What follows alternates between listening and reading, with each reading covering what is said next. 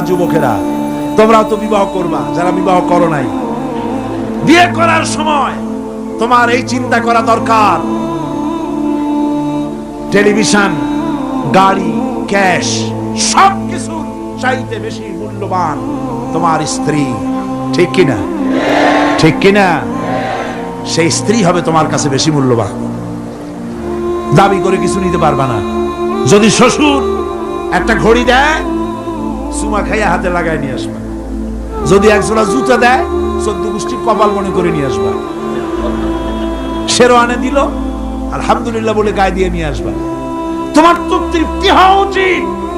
আমার শ্বশুর, আমার শাশুড়ি, তার 18 বছর, 20 বছর, 22 বছরের কলিজা নিংড়ানো স্নেহকে উজাড় করে দিয়ে তার কলিজার টুকরা মেয়েটাকেই তো দিয়ে দিয়েছে আমাকে।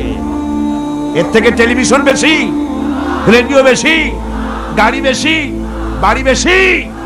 বিবাহ করবা মহব্বত করে, নিজের টাকা দিয়া, বাপের টাকা দিয়া, সোনা দিয়া, দানা দিয়া, কসমেটিক্স দিয়ে, সুন্দর সুন্দর শাড়ি দিয়ে সাজাইয়া, রানীর মর্যাদা দিয়ে বাড়িতে এনে সম্মানের সাথে রাখবে। জীবনে খোটা দিবা না। বলি বড়